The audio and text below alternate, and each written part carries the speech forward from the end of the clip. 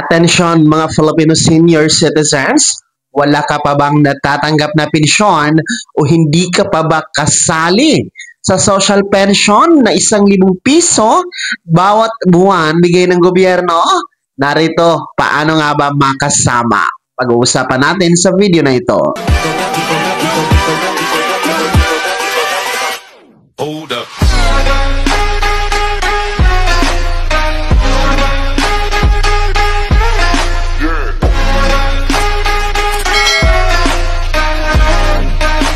Hello mga ka-vlogs! Welcome dito sa aking YouTube channel. Magandang araw po sa lahat ng mga manonood. Saan po kayong dako sa mundo? Kumusta mga ka-vlogs? Eto ha mga lolo at lola, bakit nga ba hindi pa kayo kasama sa social pension? Hindi pa ba kayo kasali dito sa 1,000 piso na buwanang pensyon bigay ng gobyerno sa ilalim ng DSWD? Mamaya-maya pag-uusapan natin kung paano nga ba kayo maka-join dyan. Pero bago ang lahat, kung bago ka pa lang dito sa aking YouTube channel o di kaya hindi ka pa nakasubscribe, abay, click nyo muna ang ating subscribe button na nasa baba. Huwag nyo kalimutan na pindutin ang notification bell. Ilagay niyo po sa all para naman updated kayo sa lahat ng mga videos na aking i-upload. So narito na nga po no, mga lolo at lola, dahil meron pong katanungan no, sa nakaraang interview kay Dr. Mary Jean Loreche ng NCSC, yung ating OIC Chairman and Commissioner sa NCSC, kung saan tinatanong po kung bakit wala pa daw siyang pensyon na natatanggap, 3 taon na ang nakakaraan, no? Kumbaga, hinaing niya sa NCSC, bakit hanggang ngayon hindi pa siya kasama sa social pension. Narito, panoorin muna natin. Ako po ay 65 years old na. Bakit po ako walang natatanggap na pensyon? Puro pangako lang po ang mga politiko na may makukuha. 3 taon na po akong naghihintay. Wala naman po. Okay, hindi ko po alam kung anong tinutukoy niyang pensyon. But we assume social pension. Hindi pa po ito na ito-turn over, no? DSWD pa rin po may hawak.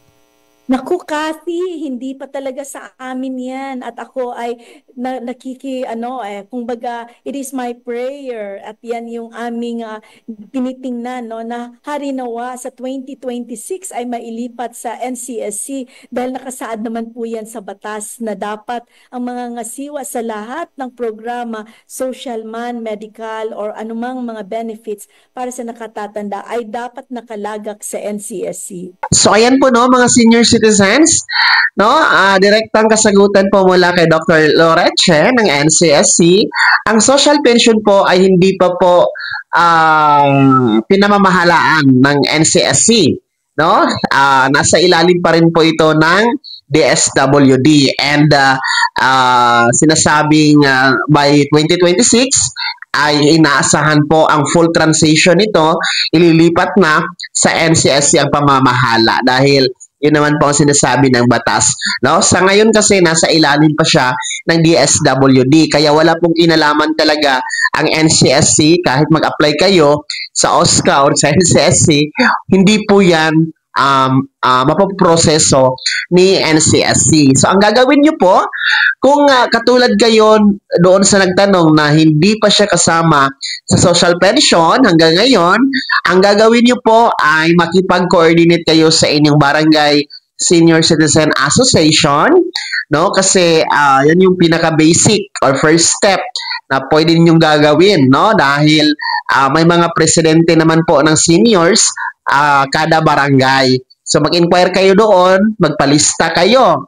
no? And then para malaman niyo po kung merong bakanting slot, no, ang inyong barangay.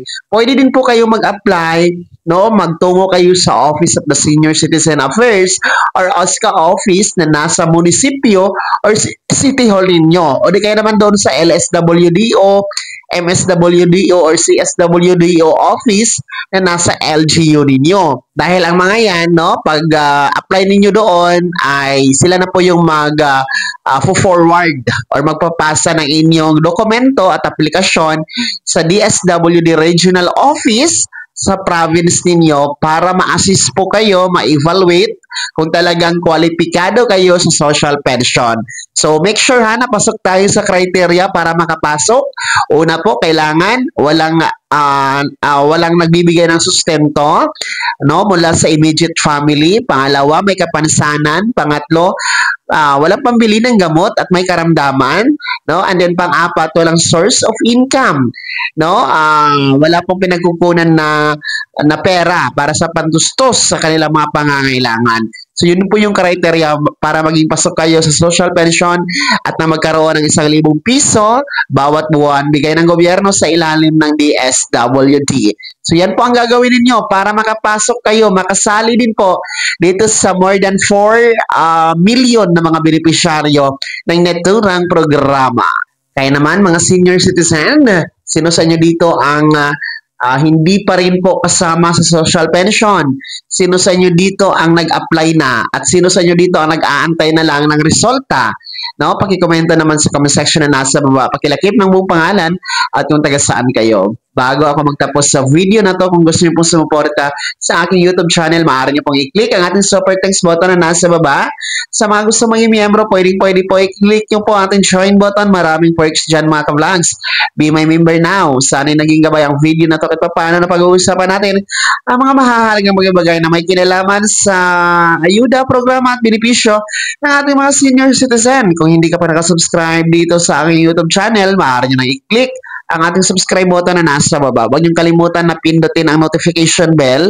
Ilagay niyo po sa all para naman updated ka sa lahat ng mga videos na aking i-upload. Maaari niyo ding i-like ang video na to at kung meron ka pang mga katanungan, maaari niyo i-comment sa comment section na nasa baba. Maki-follow na din po ang aking official Facebook page na nasa screen niyo. Muli po, ako si Daniel Timpawa na nagsasabing dito sa aking YouTube channel, Pawang Katotohanan at lahat totoo lamang.